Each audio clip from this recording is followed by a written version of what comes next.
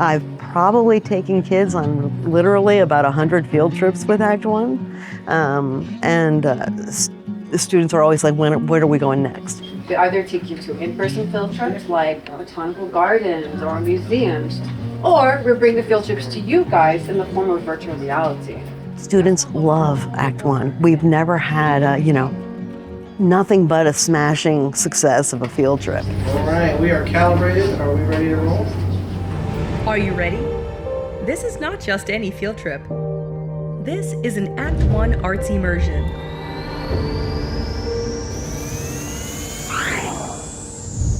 Act One is a non-for-profit. Our goal is to spread as much art as we can across Arizona public schools. Currently, I'm in my studio here at home in Tempe, Arizona.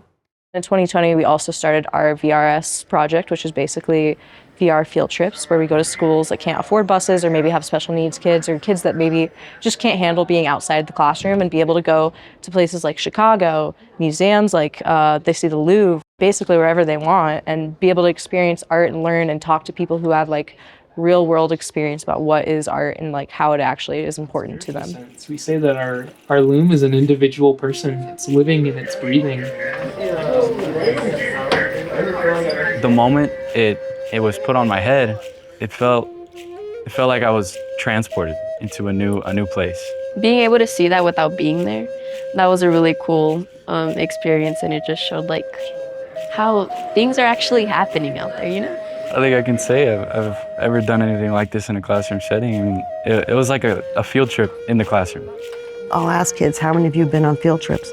And about half of my students have never been on a field trip. Spider-Man was the first weaver who learned how to construct the loom. Title I schools typically, like the district doesn't always give them funding where they need, so teachers will have to dig into their own pockets to make things happen. Everybody knows that teachers work really hard. And organizing a field trip is a lot of work. And paying for the field trip is the greatest hurdle. Our role is really just to make it easier, to take away like another hurdle for a teacher that's just trying to make her classroom more engaging. Without Act One, I would have to do fundraising on top of all the other, planning expectations and teaching to it and worrying about, managing the kids and recruiting chaperones. So Act One takes most of that pressure off. So today we had the Tyrell family, which is an awesome sheep herder family that actually turned into a weaving family. Tyrell Tapahayan shit. And then we have the Duncan family, which is like a very famous hoop dancer family in Arizona. It was really beautiful, the videos and everything that they showed us. My favorite part was this one guy dancing with the hula, and he was making like animals. My grandma said something to me that really stuck with me. She said, "You'll remember it when you need to." This knowledge. We saw a lot of what like the native people, how different our lives are compared to theirs. We get to see several different like perspectives of art, and it really does show that art is everywhere. A long time ago, there was a woman from across the canyon. It helps to remind us that we're talking about human beings here, who have feelings and hopes and dreams and fears. And we can see all that in their art. Hoop dance, they say, originates from the Taos Pueblo people as well as the Jemez Pueblo people. I think dance is a really good way to project emotion because it's an art form, and whenever you feel something very strongly, dancing, like hoop dancing, it's a way to not only feel emotion, but project it outside of you. It's the different feeling, seeing other cultures outside of your own culture.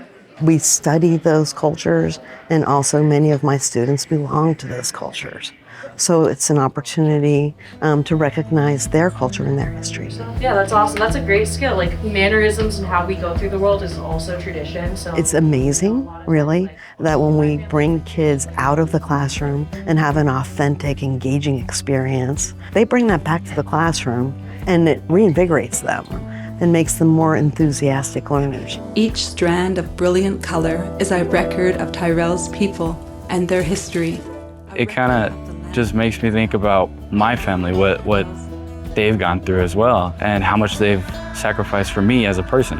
We've seen on the news stories about, problems with technology and cell phones and how technology is interrupting. And this shows us the flip side, the positive side of how technology can be used to enhance the education experience. You get more people in the conversation of like sharing what's going on in their society.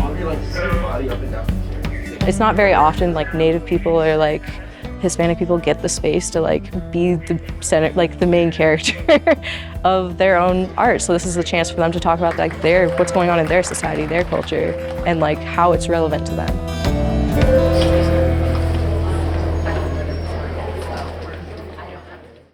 Hi, I'm Tom McNamara, host of Arizona Illustrated. Thanks so much for watching this story from our show. And for more local stories from Arizona Illustrated, just click right here.